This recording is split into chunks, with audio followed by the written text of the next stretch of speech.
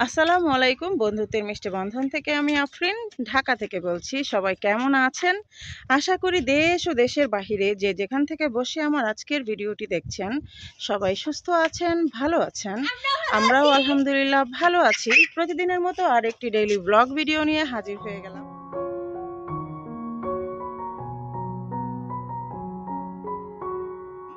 তো দেখতে পাচ্ছেন আপনাদের ভাইয়া হচ্ছে ছাদে। আসলে আমরা হচ্ছে আজকে ঈদের পরের দিন।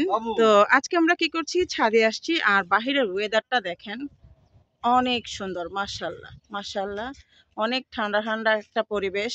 বৃষ্টি হয় ভাব, আবার বৃষ্টি একটু হয়। তো ছাদে আসছি কারণ রান্না করব, সবজি নাই, কি করব, ছাদে চলে আসছি। ছাদে আমার পুঁই শাক হয়েছে, পুঁই শাক নিব, চিংড়ি মাছ দিয়ে পুঁই শাক রান্না করব। রেসিপি আপনাদের সাথে শেয়ার করার চেষ্টা করব, জানি না পারবো কিনা। আর এই তো আপনাদের ভাইয়া দেখে যে ছাদে এসে দেখে যে ঘাসে, মানে বৃষ্টি হয়েছে তো ঘাসে ভরপুর হয়ে গেছে। এখন ঘাসগুলো তুলতেছে, এরপর আমরা এই যে পুঁই শাকগুলো তুলবো। হ্যাঁ হ্যাঁ, এই ঘাস আসলে গরুকে খাওয়াইতে পারতাম, আমরা আসলে ছাদে আসি নাই তো, একটু বেশি ব্যস্ত ছিলাম।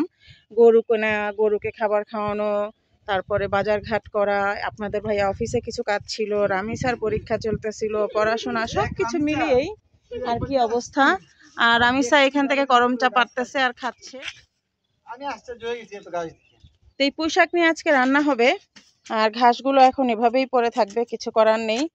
আর আমার ছাদ বাগানটা একটু এক নজরে আপনাদেরকে দেখাই। বেলি গাছটা যে আমি মানে ছেটে দিছিলাম, দেখেন বেলি গাছটা, ওয়াও।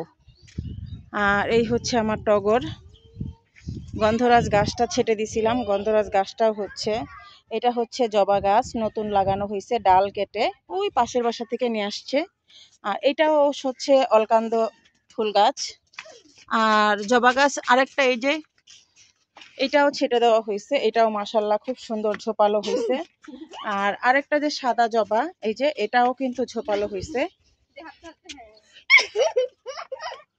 আর আপনাদের ভাইয়া দেখেন নিম গাছটা কি করছে, এই যে ঝড়ে উপরেটা খুব মানে ভেঙে চুরে যায়, এই জন্য উপরের দিক থেকে ডাল ছেটে দিছে। এই যে নিম গাছটা বিশাল বড়। আর দেখাবো, হ্যাঁ করম চা তো দেখাবোই, করম চা পারবো। আর এদিক থেকে এসে দেখি এই যে বরবটি গাছ যে হয়েছে, এই দেখো রামিসা, বরবটি গাছটা কি করবা, এই দেখো কলা গাছ। ওই ফাঁসা দেওয়া হচ্ছে কি গাছ এটা, তারপর বুঝছি কলা গাছ। আর এগুলো তো মিষ্টি আলুর শাক, মিষ্টি আলু হচ্ছে। আর আমাদের করম চা, এই যে করম চা, এখন করম চা পাড়া হবে। করম চা পেকে গেছে আর কি, পাকছে তার মানে, এই যে লাল টুকটুকে হয়ে গেছে তার মানে এই সব পেকে গেছে। আস্তে আস্তে রাসূল, এটা কিন্তু কাটা আছে। আমি একবারে অনেকগুলো তুলি,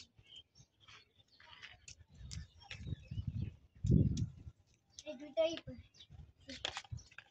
দুইটা বাক্স, এই দেখেন এটা কষ আছে কিন্তু।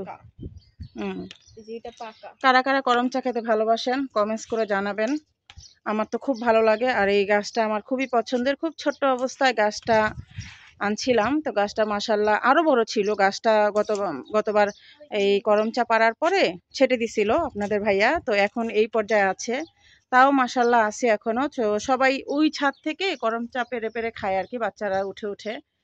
তো এখন তো পেকে গেছে, এখন এমনিতেই উঠাইতে হবে, তা না হলে সব ঝরে যাবে। আমি তো খাইতে শেষ করে নাই, আমি তো খাইতে শেষ করে নাই ছাদে আসলে। আচ্ছা তুমি করম চা তুলো, আমরা পুঁই শাকটা কাটি। It's painful. It's painful. আচ্ছা, ওই তো আস্তে আস্তে করো যাতে কাটা না লাগে। আমার একটা দেখো, আরেকটা দেখো।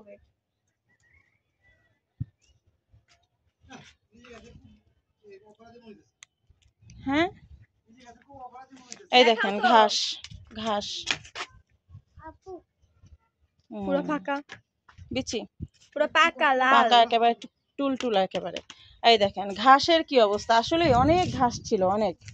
আর এখানেও একটা জবা গাছ আসছে, এই যে এখানে আমি ডাল লাগাই দিছিলাম, ওই যে বললাম না ওই বাসা থেকে এই আমাকে দিচ্ছে ডাল, এই যে এই বাসা দেখাই, এই যে এই বাসা থেকে। আর ওই বাসার ছাদটা দেখেন, সবাই এখন ছাদে ছাদ বাগান করে। ওই বাসা দেখেন, ওইটা আমার ছোট মামার বাসা। আর ওইটা আমাদের সভাপতি পারভিন আন্টিদের বাসা, ওই বাসার ছাদেও অনেক গাছ আছে। সবাই ছাদে এখন সবাই ছাদ বাগান করে। আর আমাদের বাহিরের পিছন দিকটা দেখেন কত সুন্দর, মনে হয় যে আমরা গ্রামে আছি। আসলে আমরা গ্রামে আছি, শহর থেকে বেশ অনেকটা দূরে। কোলাহল নাই, গাড়ি ঘোড়ার শব্দ নাই, হই হুল্লোড় নাই, খুব নিরিবিলি পরিবেশ। আপনাদের ভাইয়ার যেটা খুব পছন্দ, সেজন্য সে এখান থেকে কোথাও যেতে চায় না। এমনকি সে তার নিজ ঠিকানা সিলেটেও যেতে চায় না, বলে যে আমার এই এই জায়গাটা অনেক ভালো লাগে। কারণ এই জায়গাটা আসলে ওনার অনেক দিন, বিয়ের পর থেকে তো এখানে আসলে। বিয়ের আগ থেকে? হ্যাঁ, বিয়ের আগ থেকেই। তো ঘাস এই যে উঠা হয়ে গেছে, ভিতরে অনেক ঘাস, অনেক ঘাসগুলা এই করে দিলে গরু কিন্তু খুব মজা করে খাইতো, তাই না? আর ওই ভিতরে আরো ফাঁকা করে, ভিতরে অনেক ঘাস, তাইলে ওই পুঁইশাকগুলো মাশাল্লাহ আরো বড় হইতো। এই যে দেখেন, মাশাল্লাহ আমার কিন্তু আজকে একবেলা হয়ে যাবে, একবেলা বেশি হবে। আপনারা এরকম টুকটাক করে লাগাবেন। আর আমি আজকে ডাটা লাগাইতে চাইছিলাম, জানি না পারি কিনা ডাটা লাগাইতে। রং লাগবে, মিষ্টি গরম চার রং। দেখছেন এটা গরম চাল লাল রং, কি অনেক সুন্দর। মিষ্টি। এই যে পেকে গেছে যে। আচ্ছা ঠিক আছে, তুমি তুলো, আমরা পুঁইশাক কাটি। পুঁইশাক কাটি কিন্তু কেজি তো কেন কাটে গোড়া থেকে।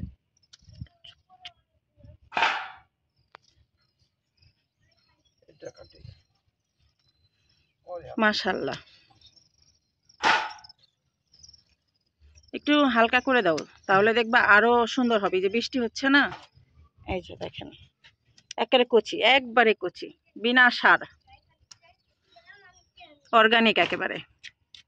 কত বড় বড় মাছ। আর সার কি দেই আপনারা তো জানেন, আমার বাসায় যত শাকসবজির খোসা, এগুলোই আমি দেই। চাপাতি, ডিমের খোসা, অনেক লম্বা হইছে। ওই তো সবগুলোই সিস্টেম করে কাটো। আর একটু ফাঁকা হয়ে গেলে দেখবা যে আরো ভালো করে উঠবে।